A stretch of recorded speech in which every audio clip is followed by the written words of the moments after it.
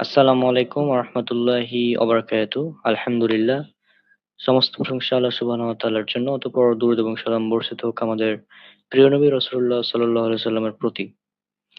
আজকে থেকে আমাদের ফরজে আইন কোর্স প্রথম ব্যাচ শুরু হচ্ছে। আজকের ক্লাসটা আমরা রাত ৯:৩০ করার ইচ্ছা ছিল, তবে একটু দেরি হয়ে গেছে আর কি। তো যাই হোক, আমরা পরবর্তীতে আজকে ক্লাসের শেষের দিকে আমরা টাইম জানিয়ে দেবো যে কোন টাইমে আমরা ক্লাসটা নিব। তো আমাদের মাহমুদ হোসেন ভাই, আপনি এখন আলোচনা শুরু করেন। আসসালামু আলাইকুম ওয়া রাহমাতুল্লাহি ওয়া বারাকাতুহু।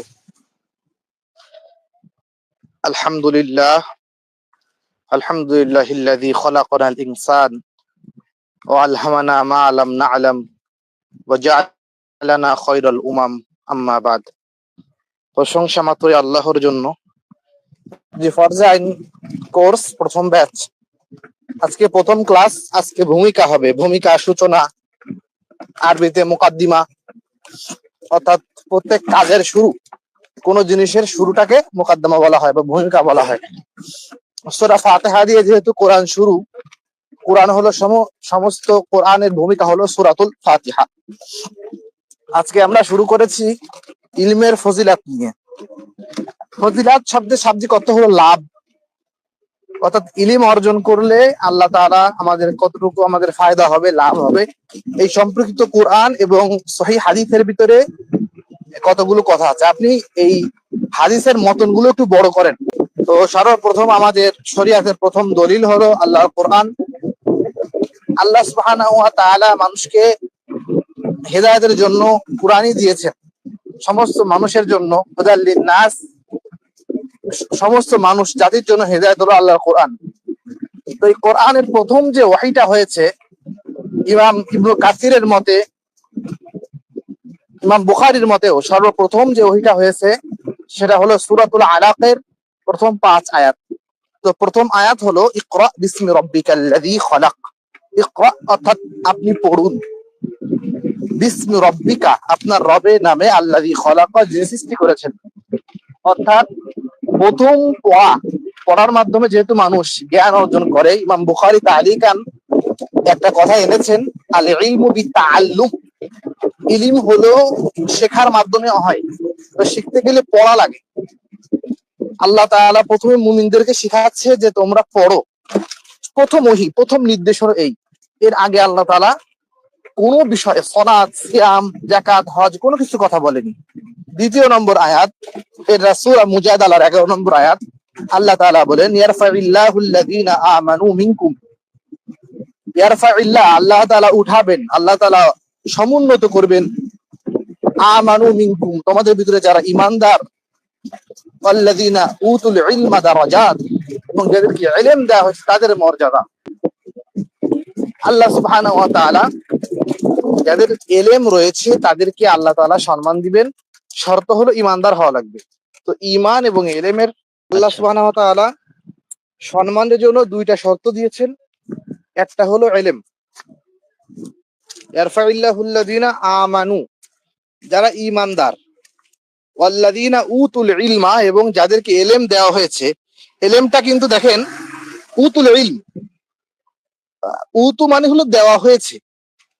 ইলমটা কেউ নিজে নিজে চাইলে অর্জন করতে পারে না, এক্ষেত্রে আল্লাহ তাআলার রহমত লাগে।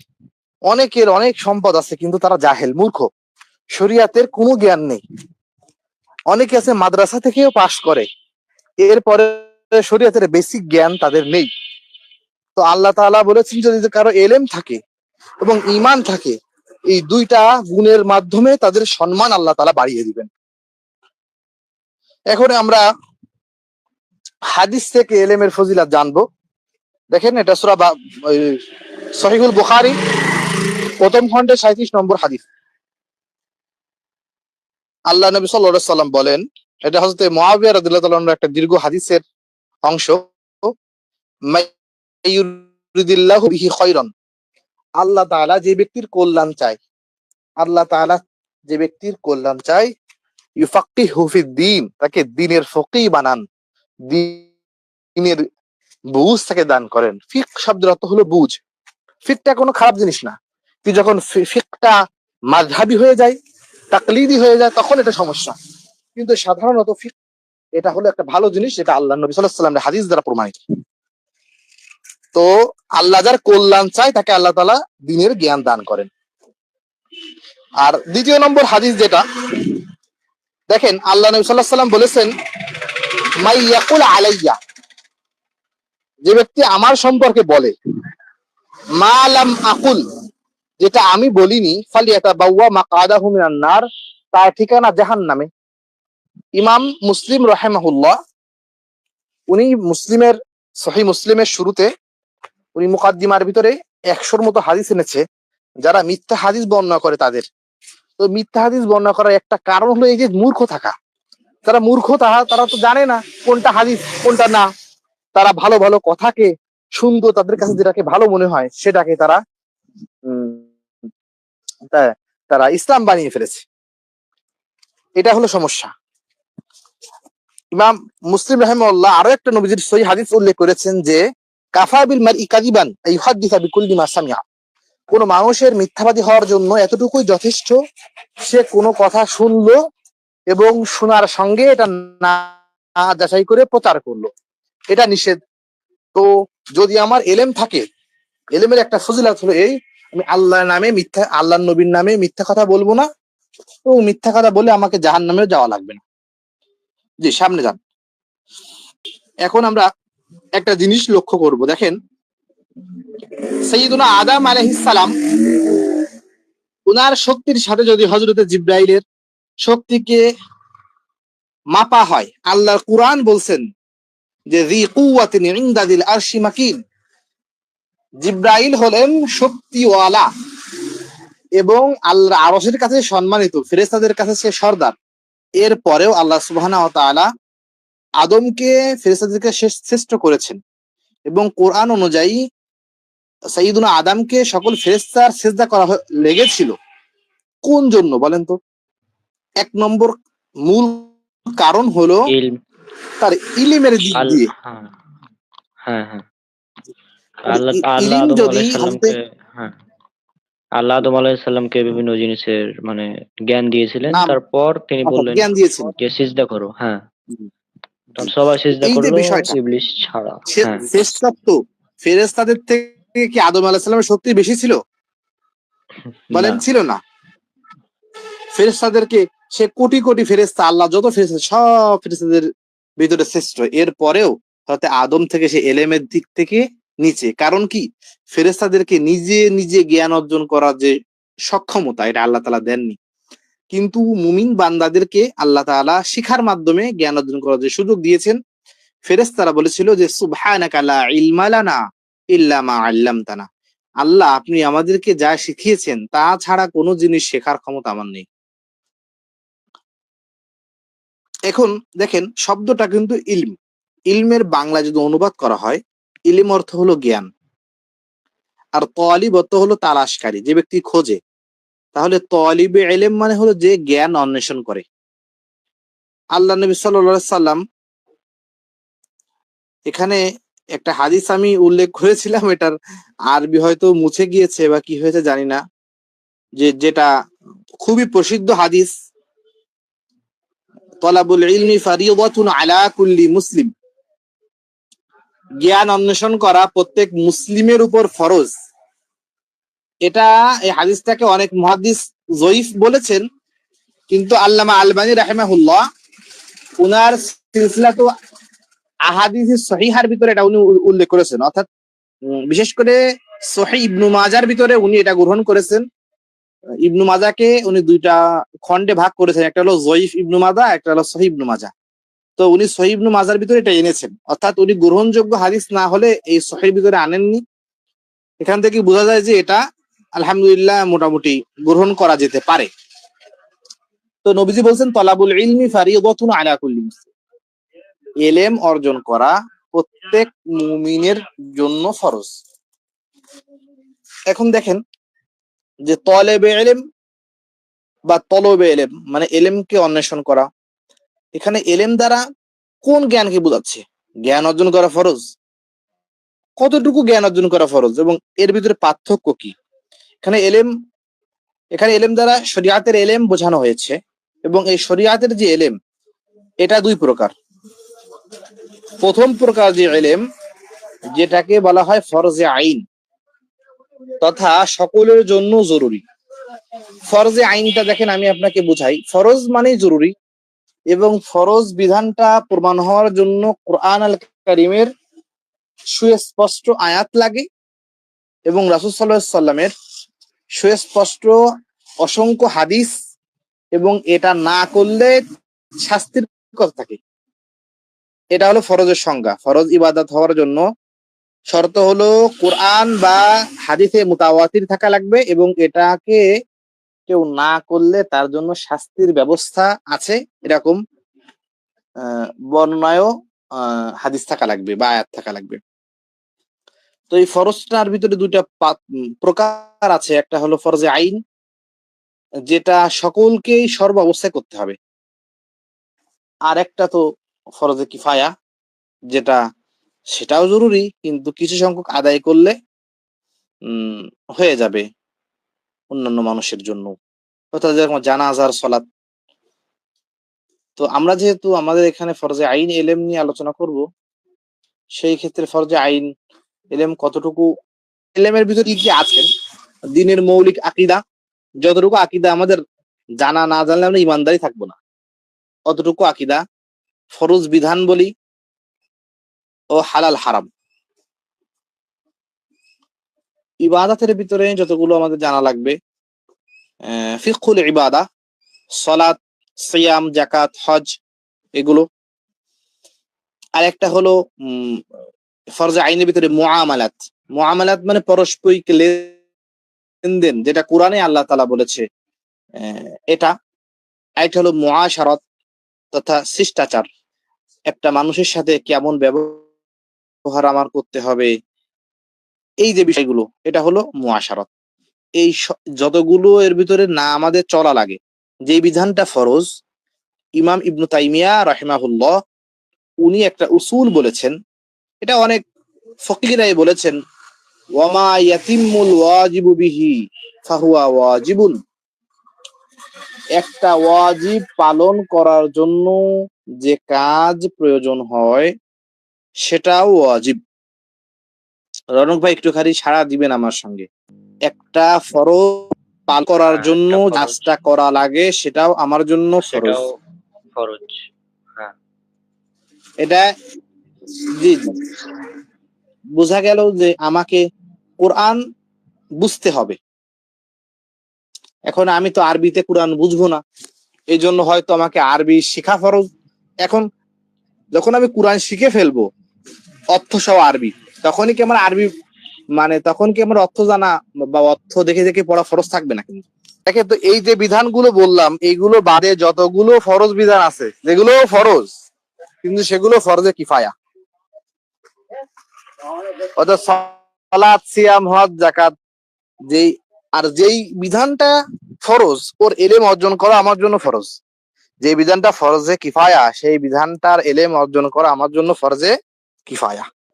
এখন দেখেন, যতগুলো ফরজে কিফায়া দেখেন, আমাদের কিন্তু অনেকে আছে ফরজে আইনের খোঁজ নেই, বেসিক আকীদা, বেসিক সালাত পড়তে পারে না, কিন্তু তারা কি করে জানেন, নতুন মানে বিগিনার হয়ে ওনারা তাফসীর ইবনে কাসির খুলে বসে, না হলে সহিহুল বুখারী খুলে বসে।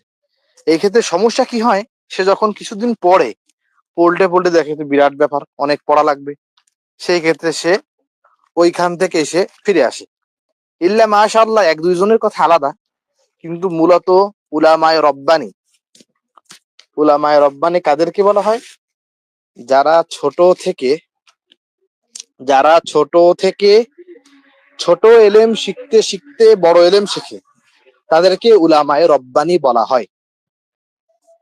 ভাই, উলামায়ে রব্বানীর সংজ্ঞা কি আপনি বুঝতে পেরেছেন?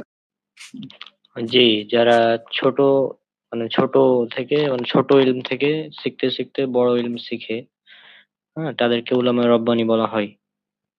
তাহলে আমি কি কুরআন তরজমা প্রথমে কুরআনের অনুবাদ পড়বো, নাকি তাফসীর ইবনে কাসির পড়বো প্রথম অনুবাদ পড়বো। হ্যাঁ, এইটা হলো উলামায়ে রব্বানীর বৈশিষ্ট্য। এখন দেখেন এলেম ফরজে কিফায়া কোন এলেম গুলো, আসমা ও রিজাল সম্পর্কে জানা, আমাদের শেখ জুবাইর আলী জাই ওনাদের মতো ওই যে এলেম, উনি সিয়ারু আলামিন নুবালা, এটা হলো উসুল মানে আসমা ও রিজাল সব থেকে বড় একটা কিতাব ইমাম যাহাবী রচনা করেছে, মানে হাজার হাজার রাবীদের জীবনী। উনি বলেছে যে এক একটা করে অক্ষর করে পড়ে আমি এটাকে 2 বার খতম করেছি। এই কিতাবটা 20-22 খণ্ডে ছাপা হয়েছে, প্রত্যেক খণ্ডে কত শত শত পেজ, কিন্তু এটা উনি 2 বার শেষ করেছে। তো এইটাকে যদি ফরজে আইন বলা হয় তাহলে তো সবাই দৌড় মারবে না। শরীয়তের হ্যাঁ, হ্যাঁ, শরীয়তের এই যে সেটাই। এলেমটা যেটা অতিরিক্ত, এটা হ্যাঁ, হ্যাঁ, এটাও ফরজ। কারণ যদি আসমা ও রিজাল না থাকে, নাসিরুদ্দিন আলবানী না থাকতো, উম্মতের যে কি অবস্থা হতো ভাই। একটা আরবি কবিতাকে হাদিস বলে চালায় দেয়, কিন্তু সেখানে এসে ধরে ফেলে এক হাত দিয়ে জুবাইর আলী জাই রাহিমাহুল্লাহর মতো লোক, না হয় হযরতে নাসিরুদ্দিন আলবানী রাহিমাহুল্লাহর মতো। যাই হোক, এগুলো উলুমুল হাদিস, উসুলুত তাফসীর, উসুলুল ফিকহ, কাওয়াইদুল ফিকহ, এই লেভেলের জ্ঞান, এবং এটাও ফরজ, কিন্তু এটা ফরজে কিফায়া পর্যায়ের এলেম। করার জন্য সর্বপ্রথম বিশুদ্ধ নিয়াত থাকা লাগবে। নিয়াত যদি আমার শুদ্ধতা না থাকে, বিশুদ্ধ নিয়াত যদি আমার না থাকে, আমি কখনো আমার এলেম দিয়ে উপকার আমি পাবো না। প্রত্যেকটা ইমাম বুখারী রাহিমাহুল্লাহ ওনার বুখারীর সূচনা করেছেন কিতাবু কাইফা কানা বাদুল ওয়াহি দিয়ে, অর্থাৎ ওহী কেমন ভাবে শুরু হলো, ওহী কেমন ভাবে নাজিল হওয়া শুরু করলো আল্লাহর হাবিবের প্রতি। কিন্তু বলেন, এখানে কি ইন্নামাল আমাল বিন্নিয়াত, ইমাম বুখারী তো অধ্যায়ের সাথে মিল রেখে হাদিস আনেন, কিন্তু উনি ওহীর শুরুতে ইন্নামাল আমালু বিন্নিয়াত আনলেন। এটার কাজ হলো, যদি আমার নিয়াত সহি না থাকে, সেই ক্ষেত্রে আমার কোনো এলেম দিয়ে কোনো কাজ আমার হবে না। এই জন্য আমাকে নিয়াতকে বিশুদ্ধ করা লাগবে। আল্লাহ নবীর একটা হাদিস আমি পড়েছি, এবং এটা হাদিস ফাউন্ডেশন থেকে সহি হাদিস সংকলন করা আছে ক্লাস 4 থেকে 10 পর্যন্ত। তখন আমি পড়েছিলাম, আল্লাহ নবী বলেছেন, যে ব্যক্তি মান তলাবাল ইলমা লিউজারিয়া বিহিল উলামা আও লিউমারিয়া বিহিস সুফাহা, যে ব্যক্তি কোনো আলেমের সাথে তর্ক করার জন্য অথবা মূর্খদের কাছ থেকে মন জয় লাভের উদ্দেশ্যে এলেম শিখে, তাকে আল্লাহ তাআলা জাহান্নামে দিবে। এই জন্য আমার এলেম শিখবো আমি আমি আমার আল্লাহর মোহাব্বতে, আল্লাহর দ্বীনকে মানার জন্য, প্রচার করার জন্য। এছাড়া যে শো অফ আমার উদ্দেশ্য হয়, সেই ক্ষেত্রে আল্লাহর কাছে আমাদেরকে জবাব দাও। দ্বিতীয়ত দেখেন, ইমাম শাফি রাহিমাহুল্লাহ উনি কিছু কবিতার মাধ্যমে, ওনার একটা কবিতার বই ছিল সংকলিত, উনি নিজে লিখেছেন দিওয়ানুশ শাফিঈ, অর্থাৎ শাফিঈর কবিতা। এর ভিতরে উনি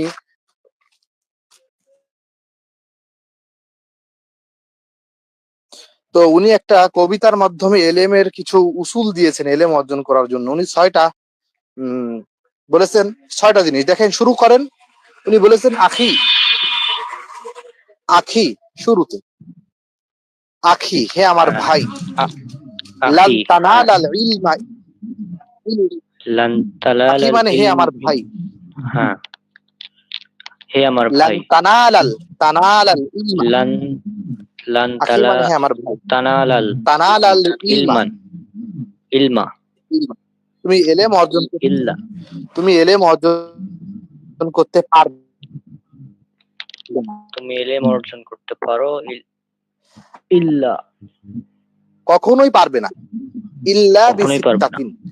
এই 6টা আমি বিসিত্তাতিন। এই 6টা গুণ অর্জন না করলে তুমি কখনো আলেম হতে পারবে না। হ্যাঁ। এখন উনি বলতেছেন, সাউমান তাফসিলিহা বিবায়ানি, আমি এখন তোমাকে বয়ানের মাধ্যমে এটার 6টা জিনিস এলেম অর্জন করতে গেলে তোমার লাগবে 6টা পাথেয় আর একটা নিয়াত, সব মিলে 7টা। এই 7টা বৈশিষ্ট্য, একটা তো আমরা শিখলাম। পরে দেখেন, আর একটু এবারে যান ডাইনে, দেখেন 1 নম্বর হলো যাকাউন, মেধা। মেধা কম বেশি যদি যাকাউন না মেধা। থাকে তাহলে হ্যাঁ। সে ওয়াহিরসুন, ইচ্ছা। হিরসুন যাতে ইচ্ছা। মেধা থাকা লাগবে, ইচ্ছা। হিরসুন। হ্যাঁ, ইচ্ছা থাকা হিরসুন লাগবে। মানে লোভ, ইচ্ছা। ওয়া ইজতিহাদুন, ইজতিহাদুন এবং চেষ্টা। চেষ্টা। চেষ্টা। অবুলগাতুন, প্রাপ্ত বয়স। অবুলগাতুন। প্রাপ্ত বয়স মানে এইটুকু যে ভালো মন্দ তামিজ করতে পারা, হ্যাঁ। বালেগ হওয়া। কয়টা বললো এখানে ভাই? এখানে বলতে এখানে কয়টা? হচ্ছে একটা, যাকাউন, ওয়া দুটা, হিরসুন, মেধা, তিনটা, চারটা। দুইটা। যাকাউন মেধা, ওয়া হিরসুন ইচ্ছা, ওয়া ইজতিহাদুন চেষ্টা, ওয়া বুলগাতুন পূর্ণ বয়স, অর্থাৎ ভালো মন্দ বোঝার হ্যাঁ। জ্ঞান থাকা। পরে আর দুইটা দেখেন, ওয়া সোহবাতু উস্তাদিন, একজন অসহাবাতু শিক্ষকের উস্তাদ। সান্নিধ্য। শিক্ষক হ্যাঁ। ছাড়া এলেম অর্জন করতে গেলে পদস্খলনের সম্ভাবনা থাকে। হ্যাঁ। ওয়া সোহবাতু উস্তাদিন, একজন শিক্ষকের সহবাতু উস্তাদ, একজন সান্নিধ্য। শিক্ষকের সান্নিধ্যে। সোহবাত, সান্নিধ্য। দেখেন, হ্যাঁ। আমি একটা জিনিস বলি, এখানে অনেকে কিন্তু একটা হ্যাঁ। এখানে ভুল ব্যাখ্যা করবে, যে বলবে উস্তাদের সোহবাত হ্যাঁ। তোমার হ্যাঁ। নেই, কিন্তু স্কুলে পড়েছে। আমি হ্যাঁ। যখন হ্যাঁ। বুখারি হ্যাঁ। পড়তেছি, একটা অনুবাদ বুখারি, এবং হ্যাঁ। এই বুখারি অনুবাদটা যখন করেছে আল্লামা মামুনুল হকের আব্বা আল্লামা আজিজুল হক সাহেব, কেমন যেন সে বুখারি পড়াচ্ছে, আমি তার দর্শে বসে পড়তেছি।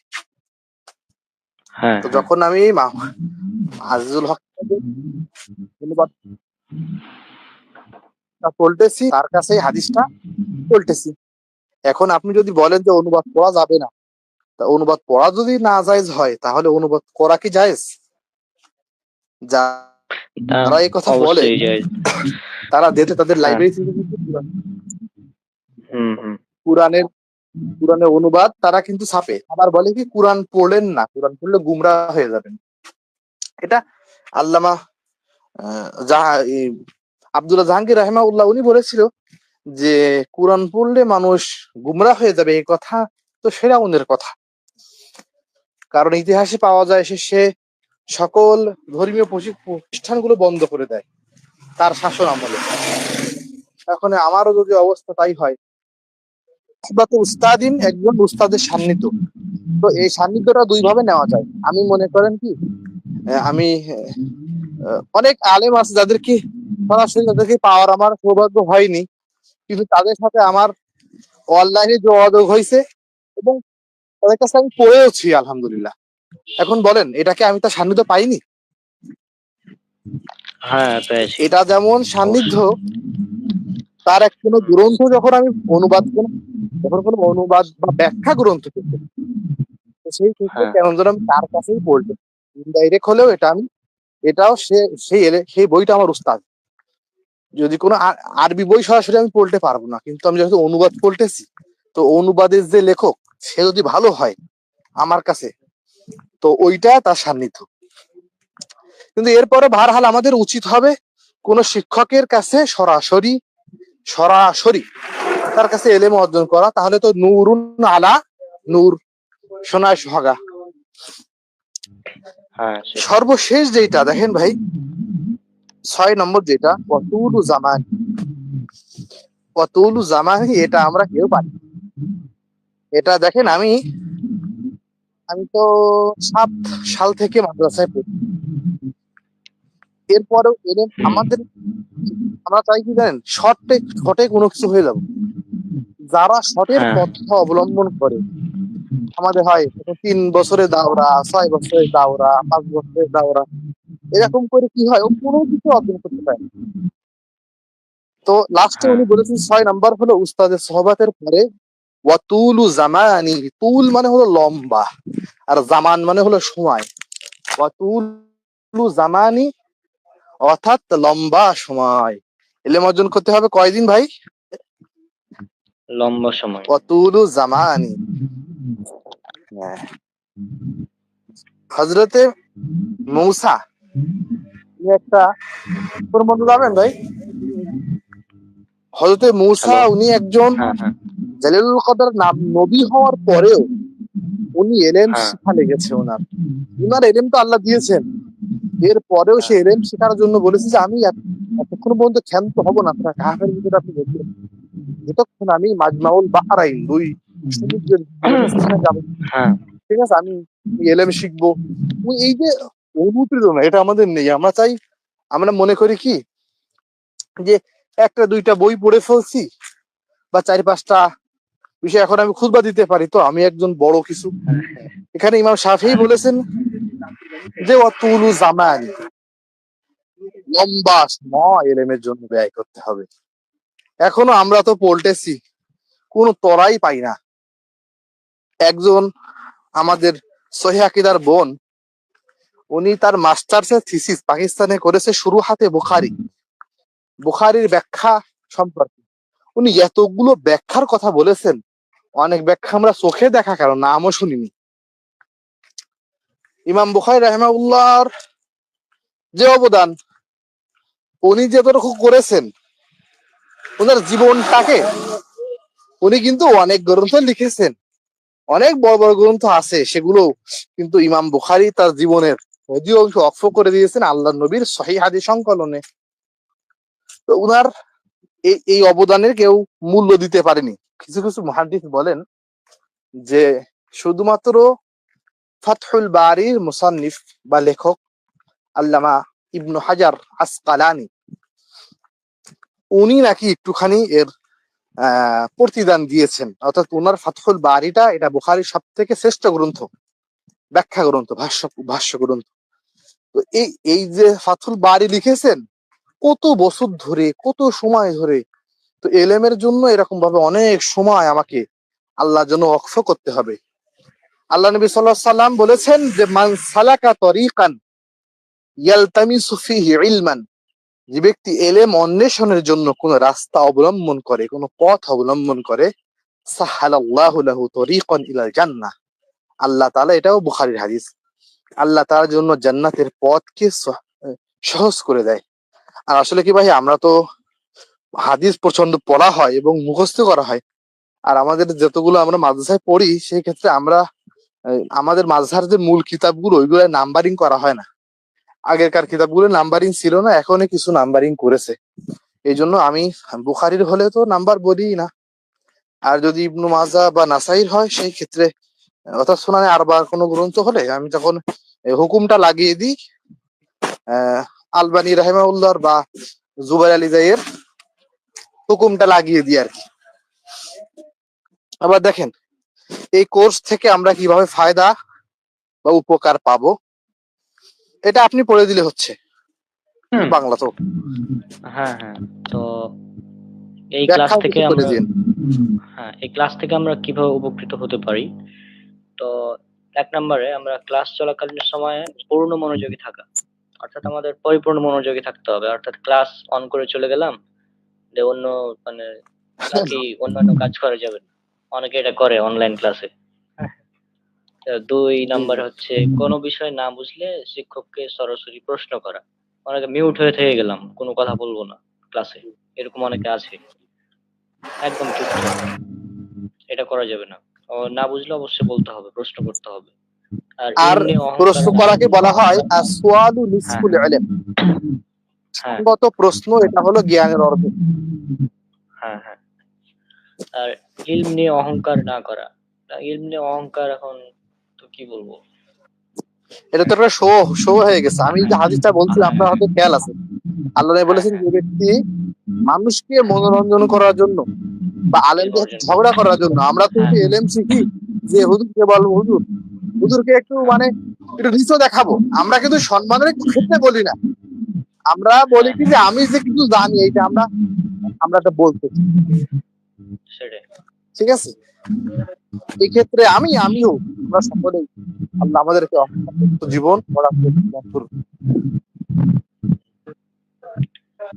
আর জি, কোনো বিষয় পরবর্তী পূর্ণাঙ্গ দেখেন।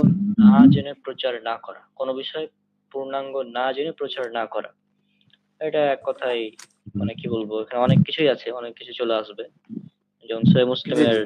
আর ওই মুকদ্দমার যে যে হাদিস। হাদিসটা যে কাফা, হ্যাঁ মুসলিমের মুকদ্দমার ভিতরে হ্যাঁ হ্যাঁ। ইমাম বুখারী, ইমাম মুসলিম ইমামের হাদিসগুলো আনার আগেই প্রথমে ভূমিকা স্বরূপ ১০০ মতো হাদিস এনেছে।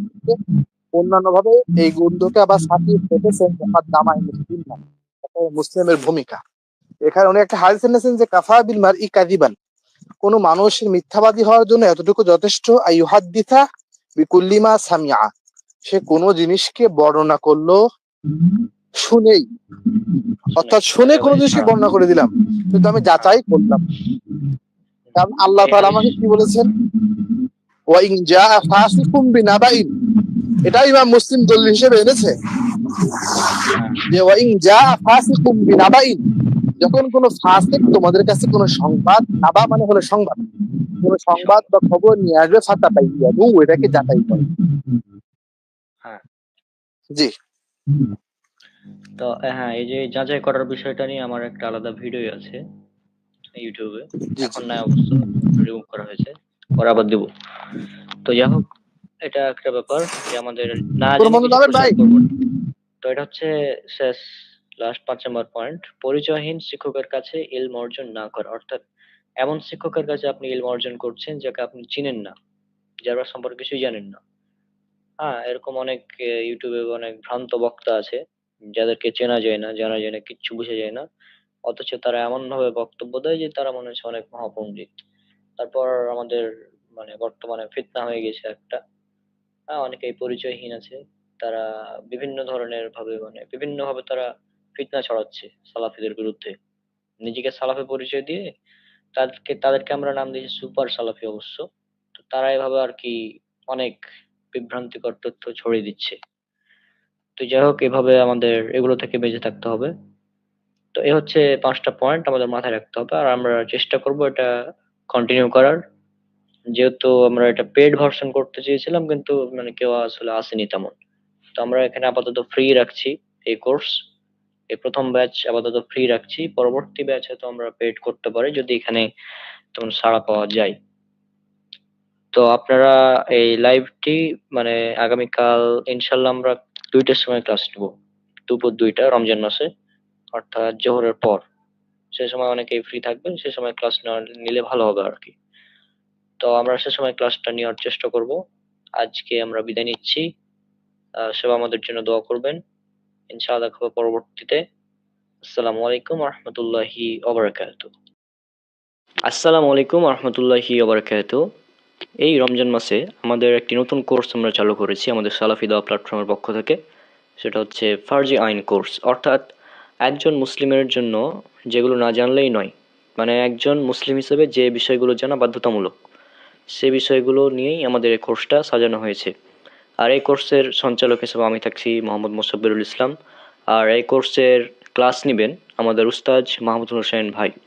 তো আপনারা যারা কোর্সে যুক্ত হতে চান, তার উপরে গুগল ফর্মের লিংক দেওয়া আছে, গুগল ফর্মের লিংকটা আপনারা গুগল ফর্মটা পূরণ করে আপনারা জমা দিন। আশা করছি এই কোর্সটি করলে আপনারা অনেক উপকৃত হবেন, কেননা এই কোর্সটি মূলত একজন মুসলিম হিসেবে প্রত্যেকেরই করা জরুরি। এই জন্য এই কোর্সটি যদি আপনারা করতে পারেন তাহলে ইনশাল্লাহ আপনারা অনেক কিছু জানতে পারবেন। তো আশা করছি আপনারা সবাই এই কোর্সটি করবেন।